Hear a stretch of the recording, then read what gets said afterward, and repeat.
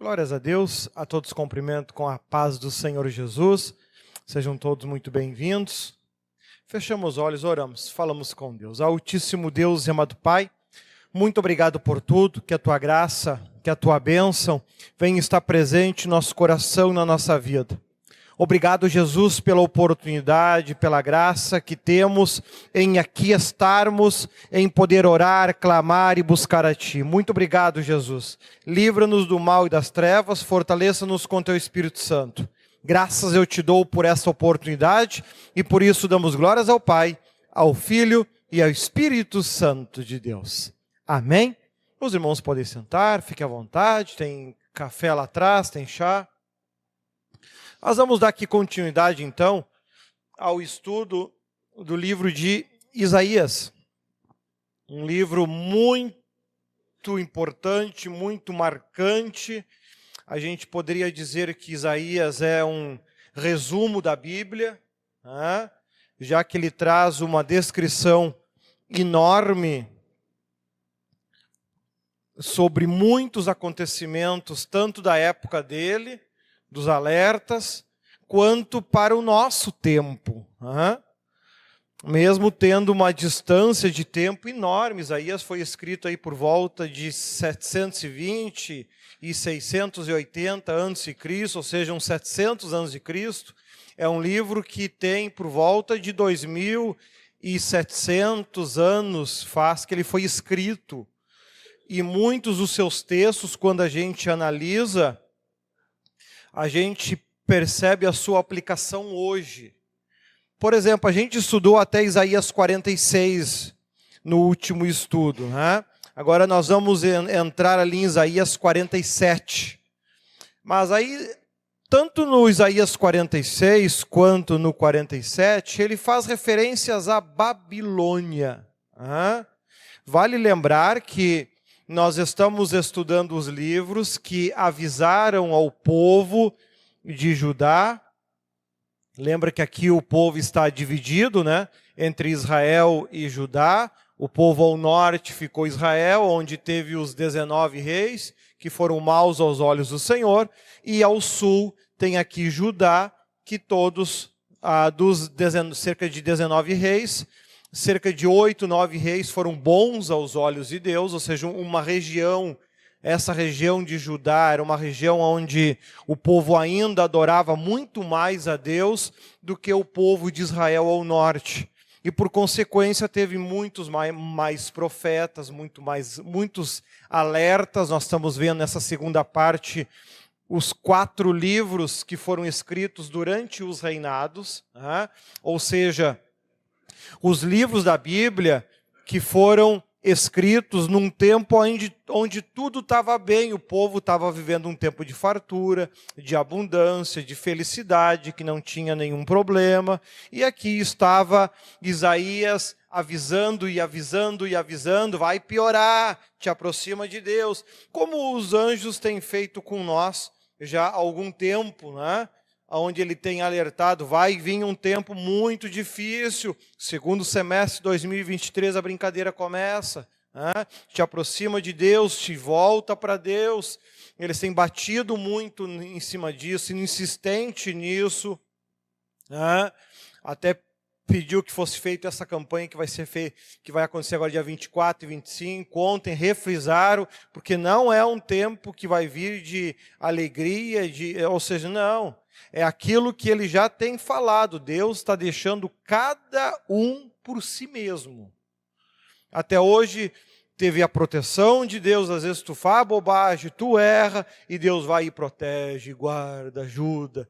Estamos entrando num tempo onde isso não vai acontecer. Cada um vai colher aquilo que plantou. Se plantou proteção e fidelidade, vai ter proteção e fidelidade. Se plantou pecado, vai colher pecado, e o salário do pecado é a morte. Seja a morte dos sonhos, seja de que forma ela vai acontecer, mas vai acontecer e Deus não vai proteger, Deus não vai guardar, a não ser que tu esteja firme com Ele, fazendo aquilo que Ele tem determinado e tem escolhido. O período do Apocalipse é um período diferenciado de qualquer outra época, de qualquer outro momento, onde você erra, peca, falha, morre lá velho, cheio de idade, né? Às vezes alguns até se convertem no final da vida, como aconteceu com meu avô, que se converteu acho que uns 20 anos antes, 25 anos antes de morrer, ou seja, já tinha lá mais de 60 anos, né? Como a minha avó, que foi se converter mesmo nos últimos 5 anos de vida, né? Porém, eles viveram num tempo onde o Apocalipse não era uma realidade e não estava aberto. Nós estamos vivendo um tempo onde o Apocalipse está acontecendo, o segundo selo já foi aberto. E aqui Isaías ele fala insistentemente da Babilônia, que muito tempo depois é a que vai trazer a ruína a Israel, Judá, né? E ele descreve tudo o que iria acontecer. Mas sabe o que é interessante? O que me chamou a atenção quando eu estava estudando esse trecho de Isaías é que Apocalipse fala da Babilônia também. E isso é insistente ao longo da Bíblia, usar o nome Babilônia, Babilônia, Babilônia. Mas não pode ser, não pode mais ser fazendo referência a uma cidade, porque ela sequer existe. Babilônia não existe mais.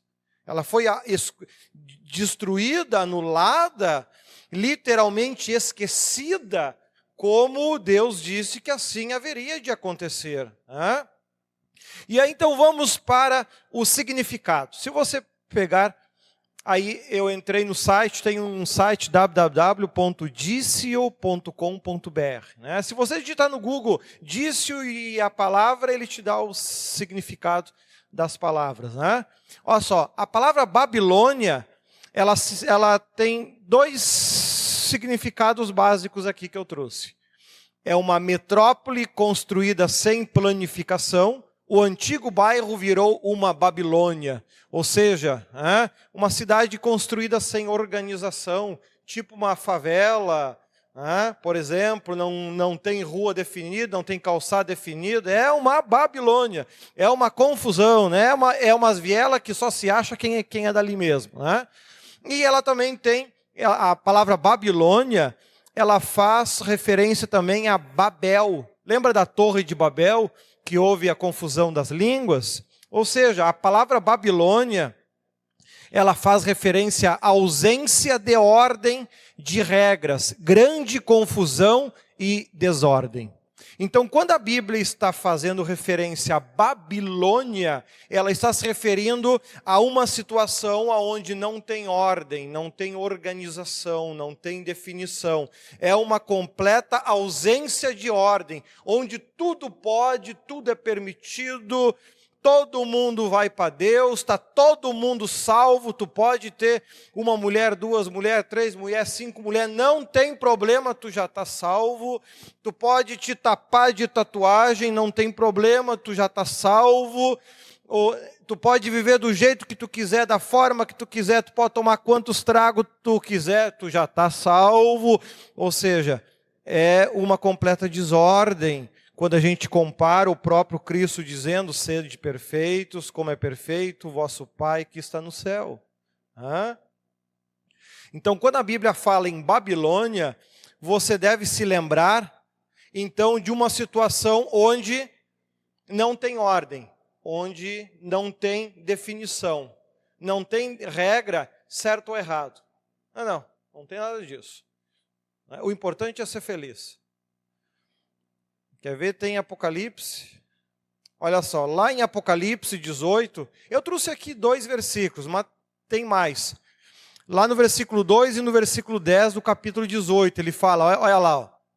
E clamou fortemente com grande voz, dizendo, caiu, caiu, a grande Babilônia, e se tornou morada de demônios, e coito de todo espírito imundo, e coito de toda ave imunda e odiável, estando de longe pelo temor do seu tormento, dizendo, ai daquela grande cidade de Babilônia, aquela forte cidade, pois em 1 hora veio o seu juízo. Então a gente percebendo esse significado que Isaías mesmo está aqui trazendo para nós, a gente percebe que ele está fazendo referência aqui em Apocalipse, a gente pode compreender assim, não a uma cidade em específico, como sendo ali é a Babilônia, porque lá em qualquer cidade do mundo tem pessoas que fazem o certo e tem pessoas que fazem o errado. Tá? A questão aqui, ele está se referindo a um comportamento. Vale lembrar que aqui no tempo do Apocalipse, que é o nosso tempo agora, a cidade de Babilônia sequer existe. Tá? Mas aqui ele está dizendo algo, uma igreja, um povo que vive numa plena confusão, que não tem ordem segundo a palavra de Deus. Se tornaram grandes, fortes por causa disso. Ganharam autoridade por causa disso, respeito por causa disso. De uma hora para outra veio o juízo sobre ela e ela caiu. Aquilo que era forte, que era grande, que chamava atenção, que era modelo, de uma hora para outra desabou, desapareceu.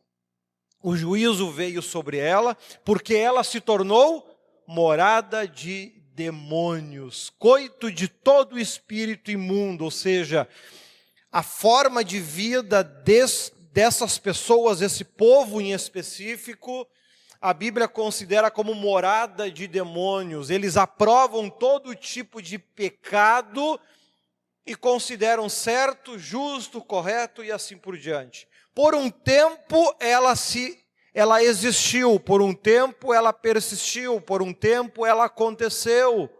E Deus permite isso. Porém, de uma hora para outra, veio o juízo sobre ela. E aqui nós vamos então estar falando sobre o capítulo 47, que fala então, com mais detalhes, sobre como que vai ser esta queda, caiu a Babilônia, como é que vai acontecer isso? E é um texto que ele tem duplo significado, seja para a época quando a Babilônia caiu, e de fato caiu, uma grande cidade potente, que botava medo no mundo, de repente caiu e desapareceu. Sequer se tem quase rastro dessa cidade no mundo. Mas também nos leva a este tempo do Apocalipse, porque o Apocalipse faz queda, chama a atenção, melhor dizendo, a justamente esta queda da Babilônia, esta queda, este acontecimento. E aqui Isaías no 47, ele fala bastante sobre isso. Vamos escutar aqui o 47, então, vamos ver se vai rodar direitinho.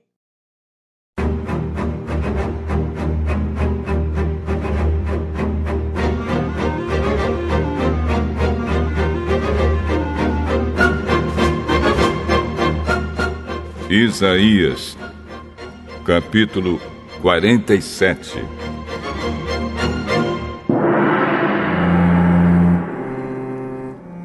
O Senhor diz: Babilônia, desça do seu trono e sente-se no pó. Você era como uma virgem, bela, delicada e mimada, mas nunca mais será assim. Agora você é uma escrava. Pegue o moinho e comece a moer a farinha. Tire o véu, levante a saia e de pernas de fora atravesse os rios. Todos a verão sem roupa, completamente nua. Eu vou me vingar de você e ninguém poderá me impedir.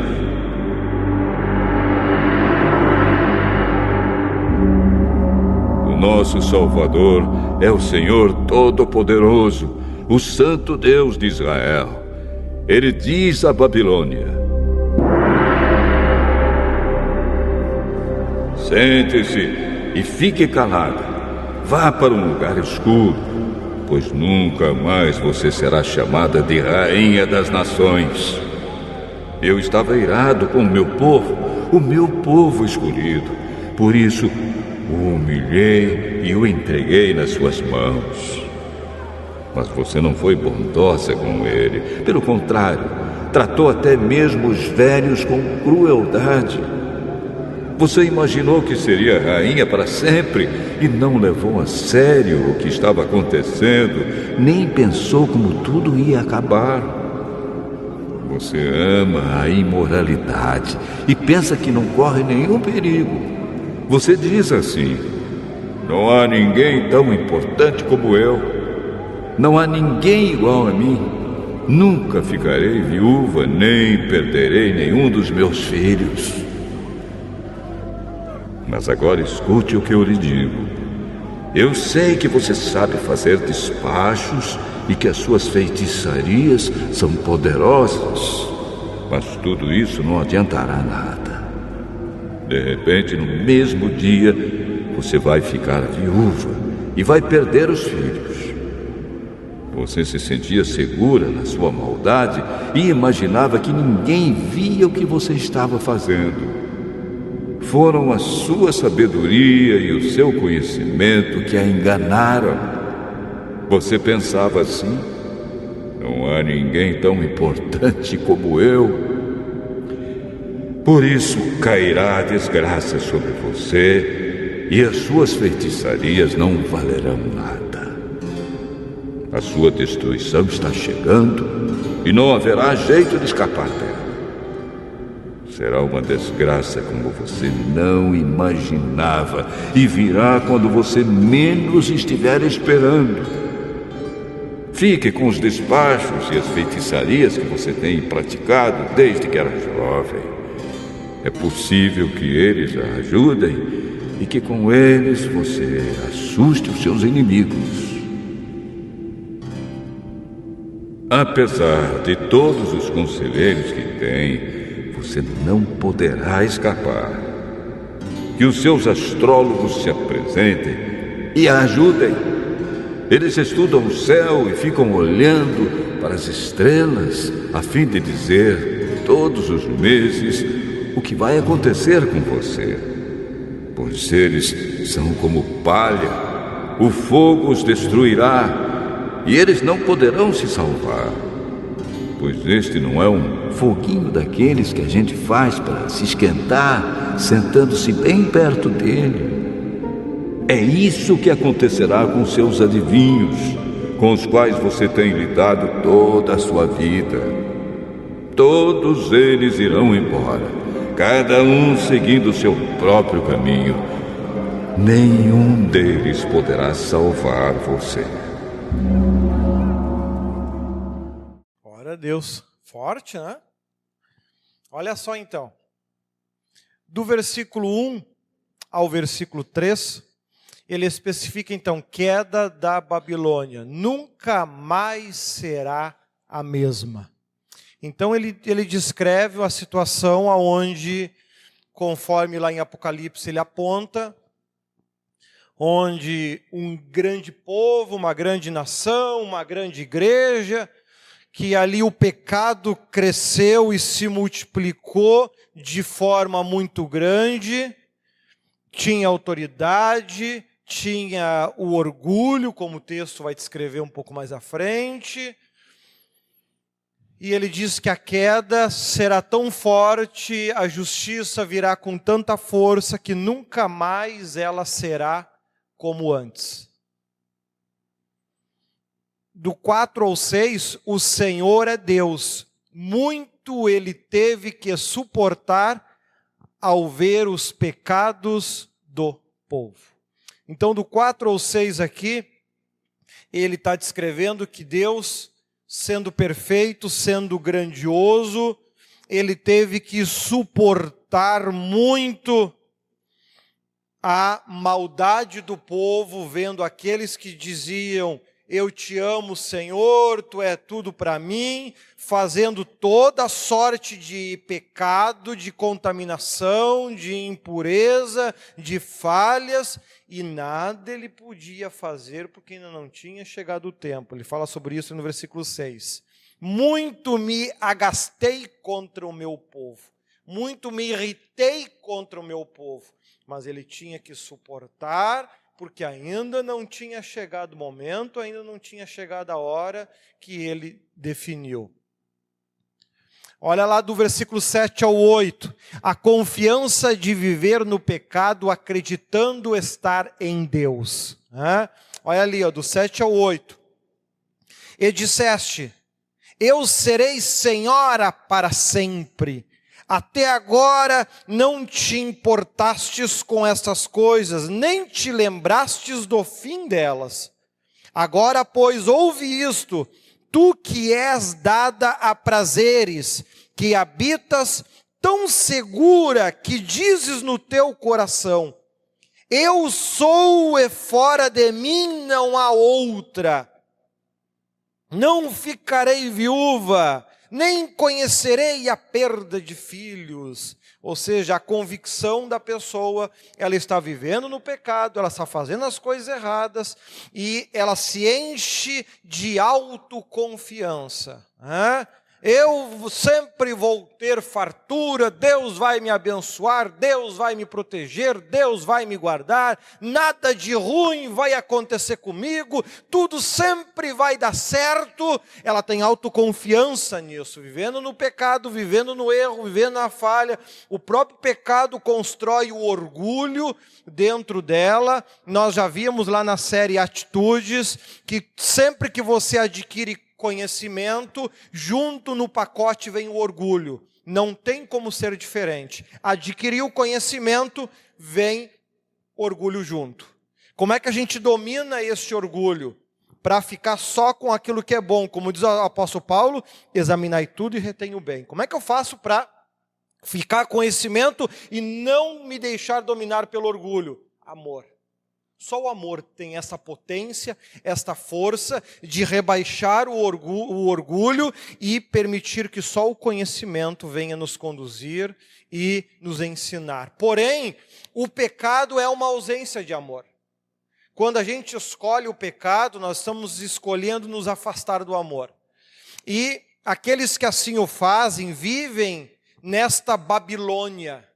Então a gente começa a perceber que quando o texto lá em Apocalipse ele faz referência à Babilônia, ele não está apontando uma cidade em específico, um lugar em específico, mas ele está apontando a uma forma específica de comportamento, aonde se fala muito em Deus, se acredita muito em Deus, se tem certeza de Deus. Aquilo contagia, porque o pecado é bom, ele contagia, ele contamina.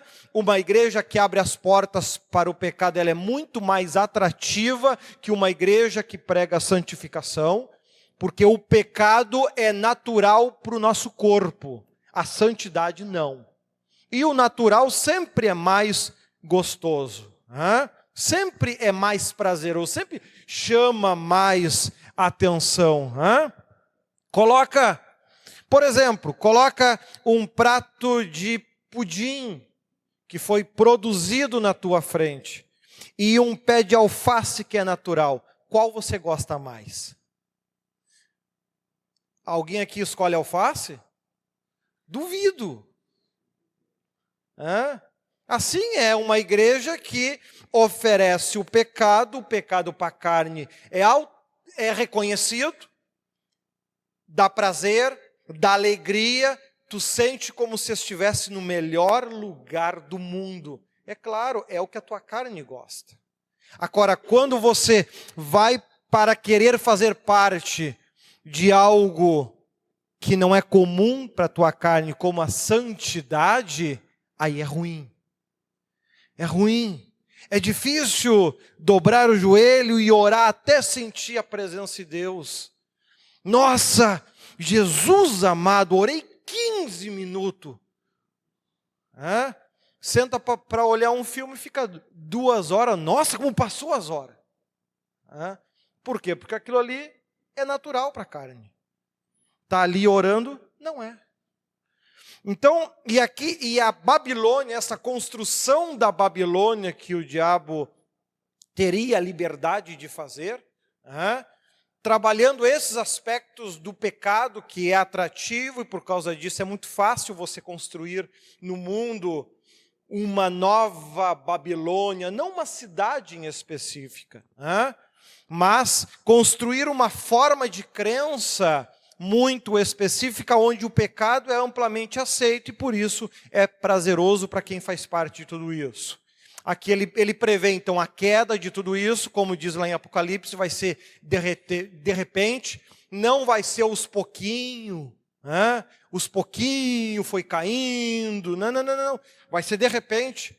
Numa hora ela vai estar lá cheia de orgulho e coisa arada, e de repente ela vai desaparecer.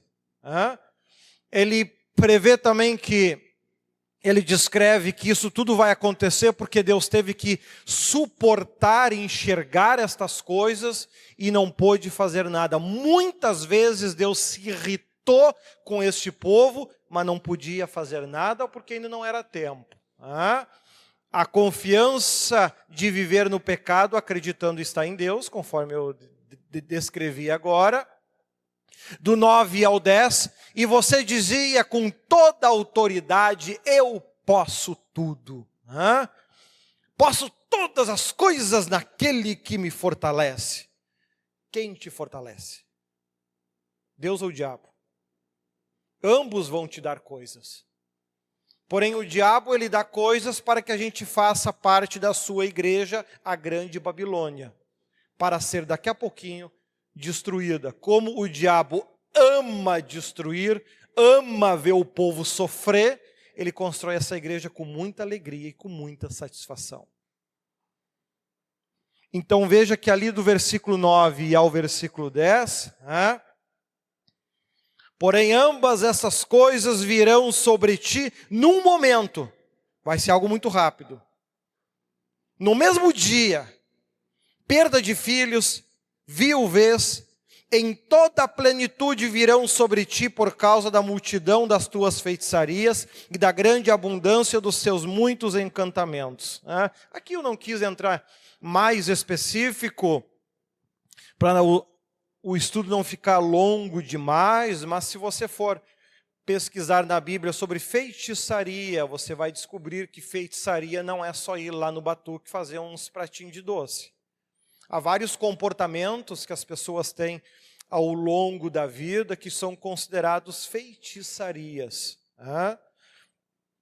Então, aqui ele está dizendo, toda essa desgraceira que vai acontecer, ela vai acontecer por consequência da multidão dos pecados que você cometeu. E é interessante ele falar da perda de filhos e da perda de marido, porque na época que esse livro ele foi escrito, as duas coisas mais importantes na vida de uma mulher, o marido e os filhos. Eram as coisas mais importantes que ela podia ter. Uma mulher que não tivesse filhos era vista pela sociedade como uma mulher amaldiçoada.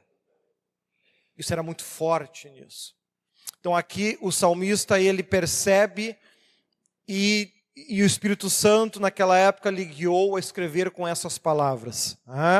Para que hoje a gente pudesse compreender, daqui a pouco hoje, para esta pessoa, ter filhos não é tão importante, agora o dinheiro todo que ela tem é.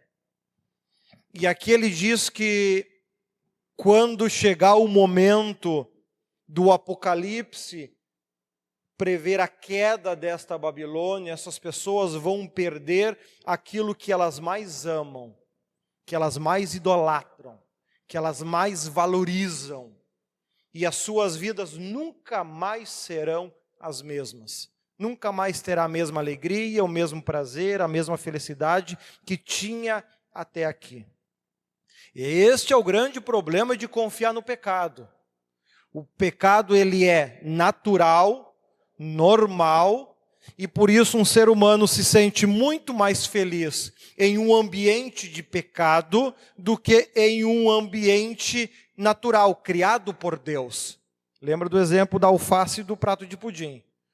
Agora, a consequência que ele traz é muito grave, porque a Bíblia também prevê que o salário do pecado é a morte.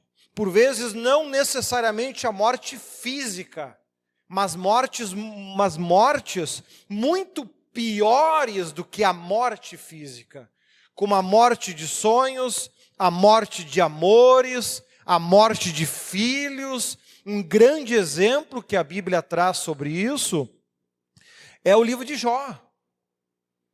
A queda da vida de Jó é uma grande representação desta queda da Babilônia, onde um homem que tinha uma autoconfiança extrema, uma convicção extrema, tanto que lá no capítulo 1 você não vê ele fazendo sacrifício pelos seus pecados, ele fazia sacrifício pelos pecados dos filhos. Tanto é que você vê que grande parte do livro você percebe uma tremenda falta de humildade da parte de Jó, muito grande. Cada erro que os seus amigos apontavam, ele passava mais 2 capítulos dando explicações e dizendo que não. A autodefesa, nós temos o direito de nos defender, mas a questão é, até que ponto vale a pena? Eu tenho o direito de me autodefender, de não querer aceitar críticas, mas por vezes as críticas, mesmo sendo colocadas de forma errada, como estavam fazendo os amigos de Jó, eles estavam tentando ajudar Jó, mas de maneira errada, acusando Jó. Algo que depois o próprio Deus repreendeu seus 3 amigos. Porém, por outro lado, eles tinham razão. Eles estavam colocando a forma errada. Não estavam usando as palavras corretas. Porém, Jó precisava mudar. Jó tinha que mudar. Vemos que, no caso de Jó, houve a restauração. Jó recebeu tudo em dobro. Por que isso? Porque era um outro momento, uma outra época. Aqui o texto, quando se refere à queda da Babilônia, esta queda em específico, ele arranca dizendo, lembra do exemplo de Jó? Contigo não vai acontecer. Tu nunca mais será o mesmo, tu nunca mais será a mesma. A tua queda, tu vai ser levado ao chão para ficar lá. Não será feito isso contigo. Não vai haver esta restauração.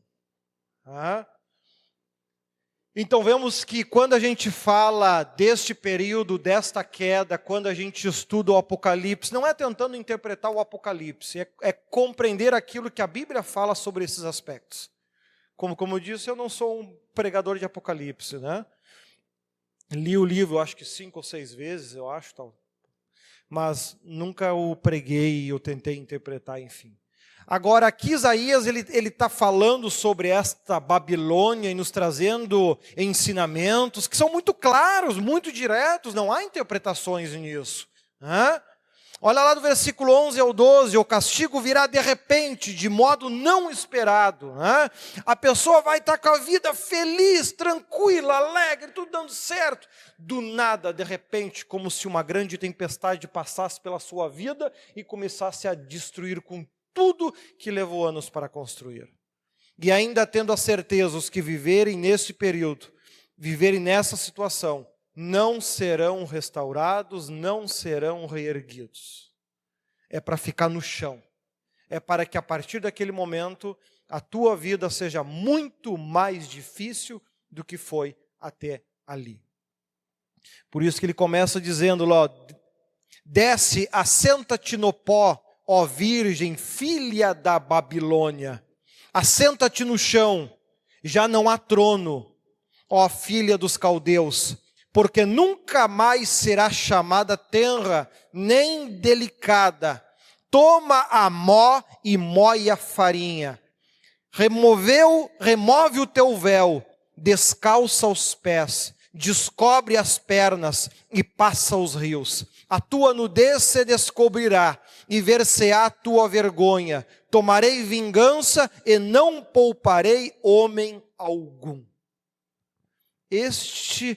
E não é em vão que o período do Apocalipse, ele chama a atenção para a Babilônia, porque aqui Isaías tinha feito essa descrição incrível, E aí a gente começa a entender, pelo menos em parte, a insistência, a preocupação dos anjos, dos arcanjos, do Espírito Santo, em bater tanto nisso. Porque se você entrar neste período, neste momento, nesta época, como ele tem batido tanto no segundo semestre deste ano, se você entrar neste período sendo um filho da Babilônia, uma filha da Babilônia, as desgraças que vão se abater sobre você é muito grande. Veja que a Bíblia não diz que todos são filhos de Deus. Não, todos são criaturas de Deus. Ser filho é uma escolha.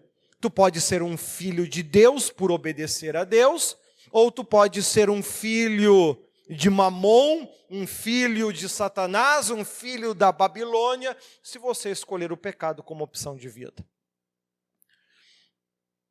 E estamos falando num livro que foi escrito há 2.700 anos atrás e que faz referência a um tempo, uma época, um momento que nós vamos viver daqui a pouquinho.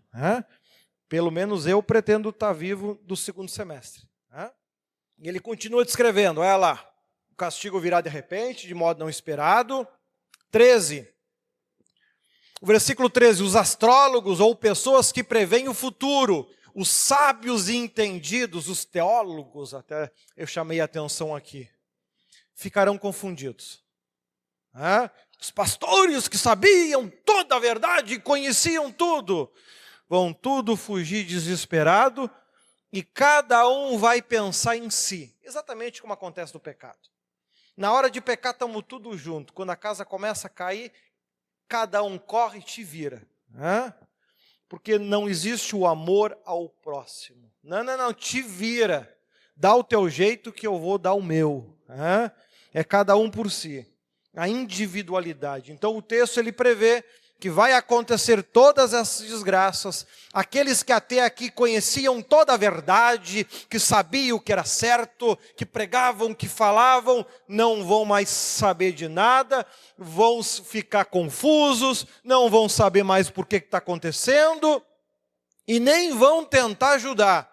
Vão dar tudo no pé. Quem sabe até por vergonha mesmo, né? Ou por estarem mortos, né? Vai saber, né?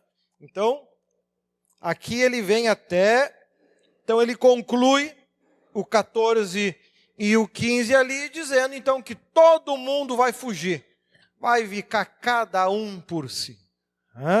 Então veja, um momento bastante complexo. Você pensa, você vive uma vida,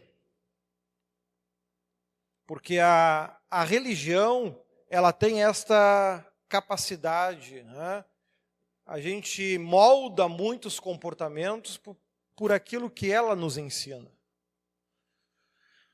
E a gente constrói um modo de vida, um estilo de vida, de acordo com aquilo que ela está nos ensinando. Porém, quando o pecado passa a ser uma opção, porque se eu for um pastor que ofereço um pé de alface, pouca gente vai ter interesse em comer. Agora, se eu for um pastor que ofereça um pudim, muita gente vai querer comer. Isso é fato. Eu, como pastor, eu estou pensando em salvação ou eu estou pensando em encher a minha igreja? Isso é uma escolha. Já que diz a Bíblia que muitos têm a mente cauterizada. Lá em Tito, a gente vai estudar ainda. Ou seja, o pastor não ensina essas coisas acreditando que vai para o inferno. Não, ele tem certeza que não vai. A mente dele cauterizou. E por ele ter convicção e certeza nisso, já se tornou um filho legítimo da Babilônia. O Espírito Santo não pode mais convencê-lo, não pode mais alertá-lo, ele não vai acreditar. Possivelmente na igreja dele ele nem vai deixar que exista profecia. Isso ou vai ser proibido, ou vai ser desestimulado. Não vai ser um hábito da igreja ter profecia. Bem característico de pessoas com a mente cauterizada. É como faz algumas religiões que são mais extremas. Tem um versículo da Bíblia que eu não acredito. Tá aí, o que tu faz? Apaga o versículo. né? O Jeová, por exemplo, apagou, eu não lembro ao certo se foram 8 ou 12 versículos da Bíblia. Se tu pegar a Bíblia do Jeová e abrir em Mateus 17, 21, tem um risquinho no lugar. Mas por quê? Porque eles não acreditam em demônio, e a Bíblia fala em demônio. Como é que tu resolve isso? Apaga o versículo. Pronto. Não existe mais demônio, né? Pronto, resolveu o problema. Que fácil expulsar demônio, né? É só apagar o versículo. Né? Enfim, cada um acredita no que quiser, né? Você é livre, não estou falando mal da tua religião. Apenas eu acredito em demônio e já expulsei muitas vezes, né? Mas se você que está assistindo a gravação não quer acreditar, é um direito teu, eu respeito isso. Certo? Então aqui ele descreve esta queda da Babilônia, e eu diria, quando eu leio isso, até como forma de precaução. Porque daqui a pouco eu vou ter amigos que são filhos da Babilônia. Não tem como evitar isso. Eu vou ter conhecidos que são filhos de Babilônia. E eu vou ter que enfrentar, eu vou ter que enxergar estas quedas como os amigos enxergavam Jó. E como eu faço para não me deixar dominar pela situação e acabar estando contra Deus exatamente como os filhos, os amigos de Jó se tornaram? Foram repreendidos pelo Senhor, ou seja, Jó estava sendo punido e os que queriam ajudar afundaram junto. No final, os amigos não alcançaram graça diante de Deus, assim, e Jó acabou alcançando. Tu veja que coisa, né? A única diferença, como o texto mesmo descreve, que no caso dos filhos da Babilônia, os que vão cair dessa forma, não há restauração. No caso de Jó, houve restauração, porque não era ainda a época disso. Então eu tenho que conseguir enxergar essa desgraceira toda, e assim como fazem os anjos, como fazem os arcanjos, fazem a parte deles. Quando a desgraça acontecer, até choram, limpam as lágrimas e vão para o próximo. Simples assim. Aconteceu porque tinha que acontecer, foi justo, foi correto, colher o que plantar, lamentamos imensamente por isso, mas é a vida que segue. Temos que conseguir ter esta estrutura para não cair em desespero e afundar junto. Tem que cuidar com isso.